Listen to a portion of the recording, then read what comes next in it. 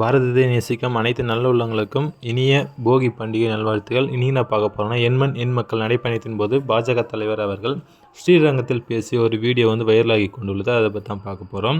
அதாவது பல்வேறு ஆங்கில மன்னர்களால் ஒழித்து கட்ட முடியாத சனாதன தர்மத்தை திராவிட அரசியலின் இளம் புயல் உதயநிதி, அதாவது துணை முதல்வராக போகும் உதயநிதியை ஒழித்து கட்டுவாரா சனாதன தர்மத்தை பற்றி பேசி அண்ணாமலை அந்த வீடியோ வைரலாகி கொண்டுள்ளது. அதை பற்றி தான் பார்க்க போகிறோம். இன்னும் நம்ம சேனல் சப்ஸ்கிரைப் பண்ணலாம், சப்ஸ்கிரைப் பண்ணிடுங்க. மறக்காம வீடியோக்கு லைக் பண்ணுங்கள், கமெண்ட் பண்ணுங்கள். வாங்க வீடியோக்குள்ளே போகலாம்.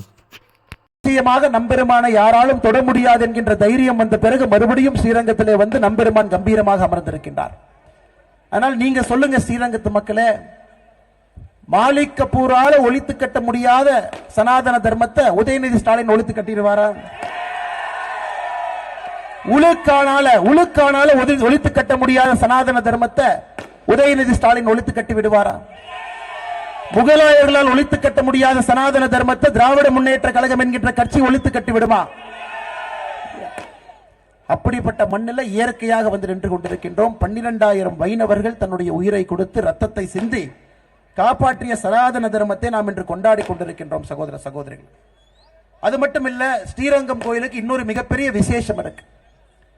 எப்பொழுது மருது சகோதரர்கள் முழுமையாக ஆங்கிலேயர்களை எதிர்க்க வேண்டும் என்று முடிவு கட்டினார்களோ, ஜம்புத்தீவு பிரகடனத்தை கொண்டு இந்த கோயிலுடைய சுவரிலே ஒட்டினார்கள்.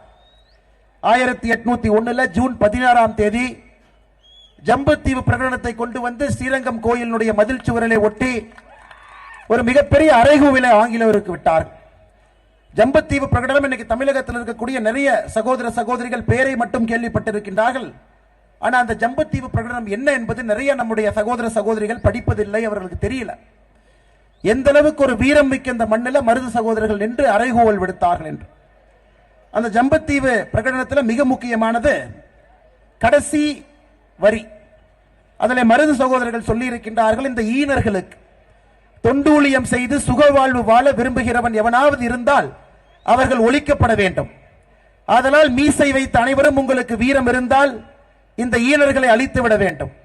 இந்த ஈனர்களுக்கு தொண்டூழியம் செய்கிறோம் இறந்த பின் மோட்சம் கிடையாது என்பதை நான் உறுதியாக கூறுவேன். எனவே உடம்பில் ஐரோப்பிய ரத்தம் ஓடாத அனைவரும் ஒன்று சேருங்க.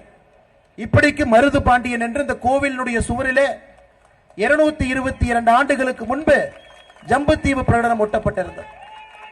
எனக்கு அதே போல் நாம் அனைவரும் கூட இந்த தீய சக்தியாக இருக்கக்கூடிய திராவிட முன்னேற்ற கழகத்தை எதிர்த்து நாம் சேர வேண்டிய கட்டாயம் நமக்கு வந்திருக்கிறது சகோதர சகோதரிகள். காரணம், தமிழகத்திலே திமுகவினுடைய ஆட்சியை 30 மாத காலமாக பார்த்துக் கொண்டிருக்கின்றோம். அனைத்து மக்களுக்கும் எதிரான ஒரு ஆட்சி.